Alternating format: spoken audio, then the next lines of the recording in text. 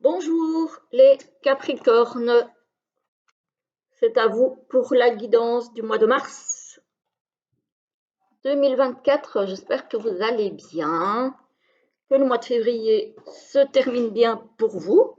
Alors je tourne la vidéo, il est quasiment fini. Nous sommes le 28 février. Je vous mettrai votre guidance en ligne dès que j'aurai fini de tourner les deux derniers signes après vous. Comme ça, vous les aurez encore tous aujourd'hui. Alors, pour cette guidance, au niveau des énergies générales, j'ai pris le tarot des mondes oniriques parce que j'avais envie une petite note printanière, on va dire, avant la date. Parce que comment vous dire que la saison sombre devient longue. On a eu, nous, ici, pas mal de pluie, même si aujourd'hui ça va mieux. On a eu pas mal de pluie, de grisailles, voilà, de choses pas très sympas. Donc là, j'en ai un petit peu marre. Alors, pour quand même rester un petit peu encore dans la période dans laquelle nous sommes, j'ai sorti pour les énergies financières et professionnelles le sortilégus. Voilà. J'ai sorti la... Oups, c'est pas grave, on ira la rechercher. J'ai sorti la douceur de l'union sacrée pour les énergies relationnelles et sentimentales. Et pour finir, c'est celui qui s'est un petit peu cassé la figure, c'est pour terminer la guidance, on se tirera 3 petites cartes de l'oracle, du petit oracle de l'étoile bleue de Julia Sarik. Voilà, j'irai ramasser la carte après, comme ça on peut tout de suite y aller. Pour vous les Capricornes, avec le tarot, on a le diable. Ah, il y a des choses qui vous enchaînent peut-être ici, des petites. Alors, soit il y a une emprise, soit peut-être des addictions aussi, soit il y a des peurs qui vous empêchent d'avancer. En tout cas, on sent qu'il y a quelque chose qui vous retient, quelque chose ou quelqu'un euh, qui vous retient, voilà, qui vous garde un petit peu sous sa coupe, j'ai envie de dire. Donc, comme j'ai dit, ça peut être vos peurs, ça peut être des addictions, ça peut être, alors quand je parle d'addiction, ça peut être de tout, hein, cigarettes, alcool, drogue, nourriture, pourquoi pas aussi, toutes les addictions, le jeu, voilà, toutes les addictions possibles et imaginables. Donc voilà, ça peut être aussi une emprise par rapport à une autre personne, hein. Alors, ici, on a le 4 de coupe. Oh là, on a de la déception ici. On est un petit peu blasé, il n'y a plus rien qui nous fait plaisir. Peut-être que c'est ça aussi qui vous empêche de rayonner, d'avancer. Peut-être que justement, vous n'avez plus de satisfaction dans ce qui vous est offert, dans ce qui vous est apporté, euh, dans ce que la vie vous offre. Voilà, il n'y a peut-être plus rien qui vous fasse vibrer. Peut-être aussi que ce qui vous tient sous emprise, ça peut être aussi une dépression, hein. Voilà, parce que ça aussi, ça vous enchaîne et ça vous empêche d'avancer. Donc pour certains, c'est peut-être ça.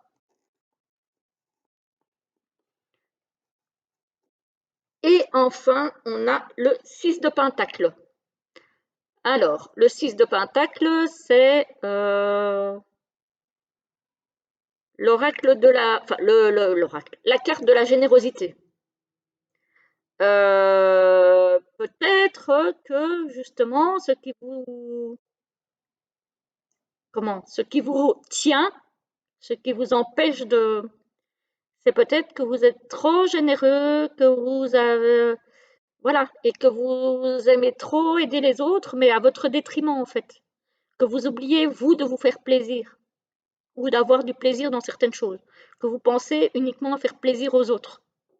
Voilà, c'est un petit peu comme ça que je vois ça moi personnellement. Voilà, je ne sais pas à qui ça parlera, mais moi je ressens un petit peu les choses comme ça. Alors, au niveau financier et professionnel, on a le courage. Ah, on a le courage. Effectivement, si vous n'avez plus beaucoup de motivation, plus beaucoup de... Il vous faut peut-être beaucoup de courage. On a l'attente. Donc, vous attendez peut-être après quelque chose, peut-être de nouveau, après un élan de créativité, de remotivation, de choses comme ça. Voilà, on voit que c'est une période un petit peu plate. On a quoi? On a les projets ici. Ah, là ça bouge. On va voir après. On a les projets quand même, hein. On a l'équilibre. Bon, ça quand même, après un début de mois un petit peu lent, un petit peu plat, on a quand même les projets qui reviennent.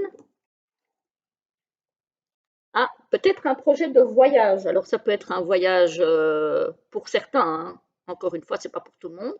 Ça peut être un voyage, un déplacement pour partir en vacances, peut-être ce mois-ci. Ça peut être un voyage au niveau professionnel. Parce que pourquoi est-ce que je parle de voyage vacances? Parce qu'on est dans le financier. Et du coup, euh, ça peut coûter de l'argent. Donc, il pourrait y avoir une dépense par rapport à l'argent. Et vous allez devoir faire attention peut-être de garder cet équilibre, puisqu'on a eu la carte de l'équilibre, au niveau financier. Donc, si vous avez envie de partir, justement peut-être pour recharger un petit peu vos batteries et quitter un petit peu cet enfermement et peut-être que vous avez envie de vous mettre au vert, il faudra voir aussi si vos finances le permettent. Voilà. Ça peut être aussi un déplacement professionnel, hein. Ici, j'ai quoi? J'ai le passé. Est-ce que peut-être si vous êtes pas bien, si vous êtes un petit peu, oui, si vous n'êtes pas bien, il y a peut-être encore quelque chose du passé qui vous attache au niveau professionnel. Peut-être que vous n'arrivez pas à avancer vers autre chose. Voilà. Ouais, le refuge. J'ai l'impression qu'effectivement, vous êtes encore tenu au niveau professionnel par quelque chose du passé ou quelque chose que vous n'arrivez pas à lâcher pour aller vers autre chose alors que vous savez très bien que ça ne vous correspond plus. Comme si vous aviez peur de lâcher ce que vous avez et de sauter vers l'inconnu. Parce que vous vous sentez en sécurité, même si ça ne vous fait plus plaisir, même si vous n'en avez plus envie, ben, vous avez peur de lâcher la proie pour l'ombre en fait. Alors qu'au contraire, ça peut être très très bien de lâcher la proie. Ici, on a la transformation ici. Et ici, on a le travail. Donc, effectivement, si vous avez peur de lâcher quelque chose pour sauter dans l'inconnu, au niveau professionnel, moi, j'ai l'impression que ce sera une bonne chose parce qu'on a la transformation, on a le travail et on a la régénération. Donc, j'ai l'impression qu'effectivement, c'est ce que, alors pour ceux auxquels la situation parle, hein, ce ne sera pas le cas pour tout le monde. Si vous êtes dans cette configuration-là où vous avez peur de lâcher ce que vous avez pour aller vers un ailleurs, moi j'ai l'impression que c'est ce qu'il faut faire en fait. Après, vous faites encore bien ce que vous voulez. Moi je ne suis personne pour vous dire vous devez faire ceci ou vous devez faire cela. C'est à vous de voir ce que vous avez à faire. Mais ici, on me parle quand même de transformation par rapport au travail et de régénération. Donc, voilà. Je ne sais pas à qui ça parlera. Vous me direz, mais, euh, mais j'ai un tirage assez fort, je trouve, pour vous, pour le professionnel. Alors, au niveau du sentimental et du relationnel, on a le futur. Donc là, on est dans les projets. On est dans les projets. Ici, on a l'épée. Ah, on a un besoin de protection ou d'être protégé. Peut-être que c'est pour ça aussi qu'on n'ose pas aller vers l'inconnu.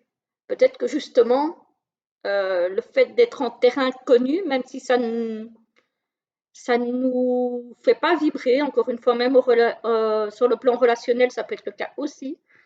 On est dans le train-train et on a du mal à aller vers ce futur-là. Pourtant, il y a des projets, mais on a du flirt ici. Il y a des personnes qui vont avoir envie de flirter, de séduire, ou d'être séduit. Voilà. On a la gomme. Par contre, il y a des personnes qui vont considérer ce flirt comme des erreurs ou une erreur et qui vont avoir envie d'effacer ça. Voilà. Ou qui vont peut-être avoir envie d'effacer une autre erreur dans leur vie sentimentale ou relationnelle.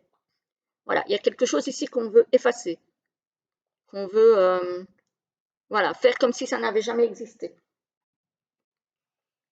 On a la trilogie. Alors la trilogie, c'est